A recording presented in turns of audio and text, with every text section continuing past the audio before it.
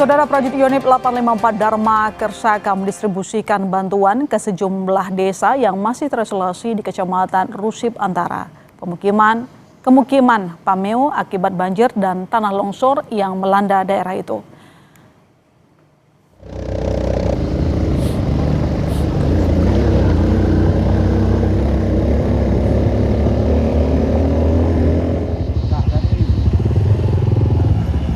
Distribusi bantuan dari Kepala Staf Angkatan Darat Jenderal TNI Maruli Simanjuntak merupakan upaya percepatan penanganan darurat pasca bencana di wilayah Aceh Tengah. Bantuan kemanusiaan tersebut terdiri atas makanan siap saji, perlengkapan bayi dan ibu hamil, obat-obatan, selimut, serta kebutuhan dasar lainnya.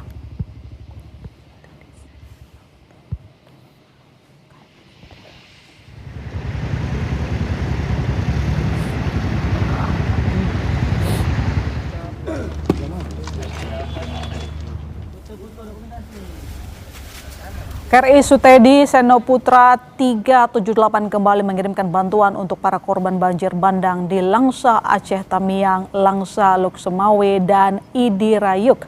Bantuan untuk Langsa berupa 2.000 dus Indomie dan 1.000 papan telur.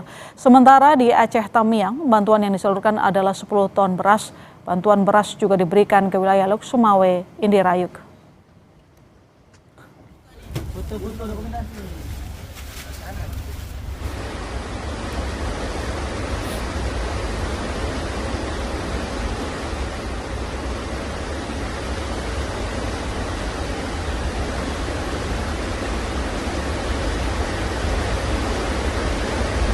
TNI Angkatan Udara kembali melaksanakan misi airdrop untuk menjangkau wilayah yang masih terisolasi. Pesawat C-130 Hercules menerjunkan bantuan bagi masyarakat di drop zone Balangkejeren, Aceh. Pesawat lepas landas dari Lanut Suwondo. Medan membawa 36 bundle low coast low altitude yang berisi bantuan kebutuhan mendesak. Penerjunan dilakukan untuk memastikan bantuan dapat segera diterima masyarakat di daerah yang sulit dijangkau melalui jalur darat.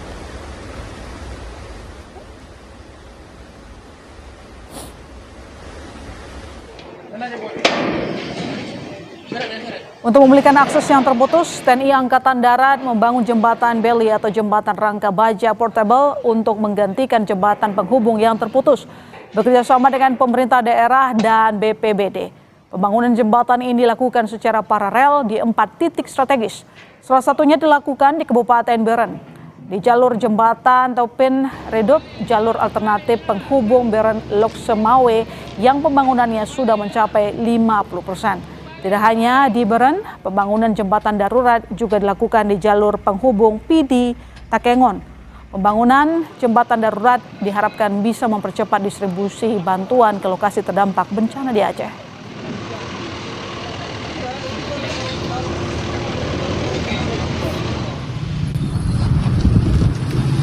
Jembatan darurat dibangun anggota Polda Sumut di Tapanuli Tengah, Sumatera Utara. Salah satunya jembatan yang menghubungkan Kabupaten Tapanuli Tengah dengan kota Sibolga. Jembatan darurat yang dibangun ini untuk menggantikan jembatan Pandan yang jadi akses utama jalur logistik serta BBM. Pembangunan jembatan darurat menggunakan peralatan seadanya dan memanfaatkan tumpukan tanah yang dipadatkan ke dalam karung-karung goni sebagai pondasi utama. Sedangkan di bagian atas menggunakan kayu yang menjadi kerangka jembatan sementara dan kemudian ditutup menggunakan susunan papan.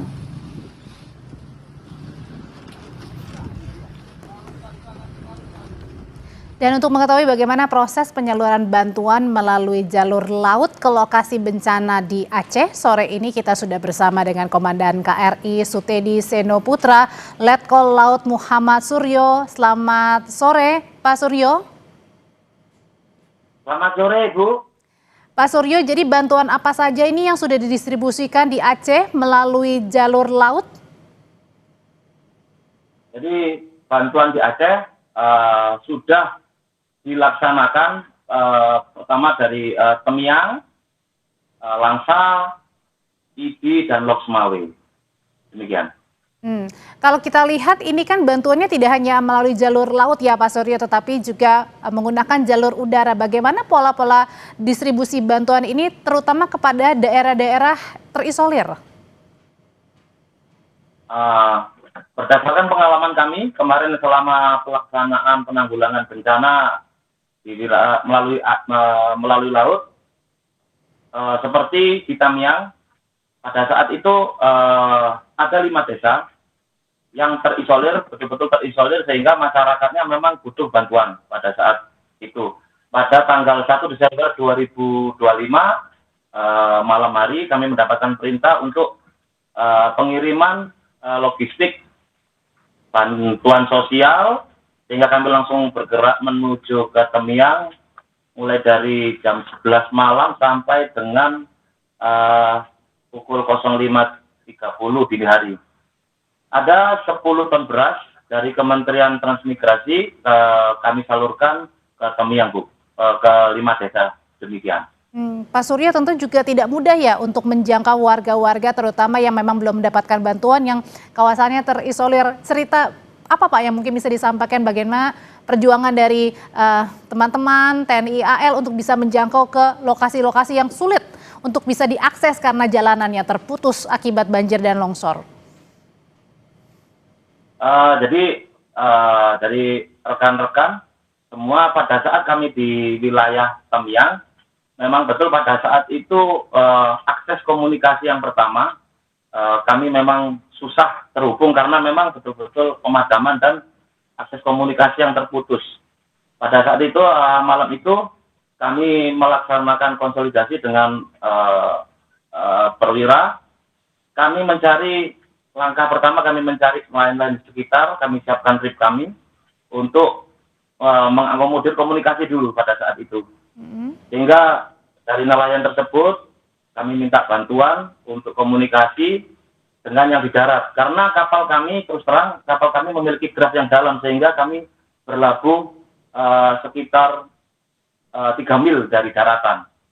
Saat itu kami memang butuh akses untuk mendaratkan bantuan sosial ini ke darat, Bu. Sehingga kami maksimalkan akses-akses yang ada pada saat itu seperti kapal-kapal nelayan. Demikian. Oke, jadi artinya pada saat memang dari TNI AL untuk kapalnya sendiri memang tidak bisa terlalu sangat mendekat begitu ya, artinya membutuhkan kapal-kapal nelayan juga untuk bisa membantu menjangkau bantuan yang sudah disiapkan untuk bisa sampai ke warga gitu Pak? Betul Ibu. Itu memang karena akses di perairan seperti Tamiang, Idi, dan Langsa, tapi kapal kami memang untuk draft tidak memungkinkan untuk masuk. Apalagi wilayah Tamiang tidak ada pelabuhan. Sehingga kami membutuhkan akses jalur laut itu untuk pergeseran logistik bantuan sosial dari pemerintah. Jadi kami kerahkan aset-aset yang ada. Kami minta bantuan posal, minta bantuan kodim yang terdekat di wilayah tersebut.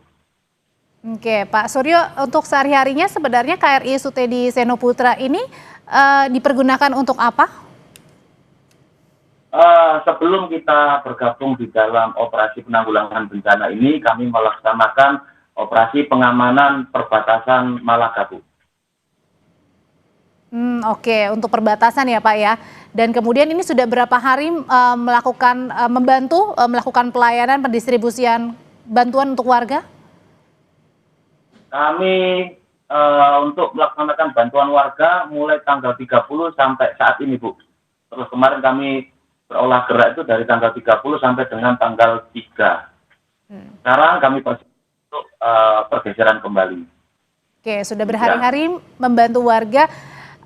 Pada saat melalui jalur laut, Pak, ini tentu pasti mungkin sesuatu yang berbeda juga yang dihadapi Bapak dan kawan-kawan dan teman-teman begitu. Apa kendala yang utama dihadapi Pak pada saat membantu korban bencana banjir dan juga longsor terutama di Aceh? Kendala-kendala saat kami menyalurkan bantuan sosial, yang pertama cuaca, Bu. Karena pada saat awal-awal memang cuaca tenang. Saat ini sudah mulai berombak sekitar setengah sampai dengan 1 meter. Jadi yang kami harapkan memang kalau cuaca memang mendukung akan lebih cepat proses penyaluran bahan bantuan sosial. Oke, ada beberapa juga saya melihat Pak, bukan hanya penyaluran bantuan makanan ya atau logistik, tetapi juga AL ini membuka posko kesehatan. Apa Pak yang disiapkan dan berapa banyak yang kemudian warga sudah mengeluhkan sakit untuk kemudian diperiksa kesehatannya? Terkait kesehatan, kapal-kapal kesehatan sudah disiapkan Angkatan Laut menggunakan KRI Suharto, Bu. Dan kebetulan untuk markas Gulpen Laut berada di sana. Oke, berarti artinya setiap berbeda kapal berbeda tugas gitu ya Pak Suryo ya? Betul Ibu, betul. Oke, Pak Suryo, ini rencananya sampai kapan untuk memberikan bantuan dan kemana lagi selain di Aceh Tamiang ini saluran bantuan, karena nampaknya masih banyak warga yang masih belum mendapatkan bantuan. Betul Ibu, jadi rencana ke depan kita masih setelah embarkasi barang kembali kita akan melaksanakan perintah dari Satgas Gulpen. Dari Satgas Gulpen data-data sudah ada mana-mana titik-titik yang akan dilaksanakan bantuan pergeseran bantuan penanggulangan bencana terkait bantuan sosial. Ya, sehingga untuk saat ini KRI Sena Putra ini untuk beroperasi mulai dari Temiang, Langsa, Ibiraya, dan Lok Semawe. Ada unsur yang lain lagi dan sudah dibagi di dalam satgas tersebut. Demikian. Ya, tentu besar harapan juga bagi warga yang masih belum mendapatkan bantuan ini bisa dapat segera tertangani dan dibantu ya. Terima kasih Letkol Laut Muhammad Suryo sudah berbagi cerita pada saat TNI AL ini membantu warga terdampak banjir dan juga longsor terutama di kawasan Aceh Tamiang Aceh. Terima kasih Ibu. Terima kasih. Kami berharap Aceh pulih. Terima kasih. Amin. Terima kasih Pak Suryo.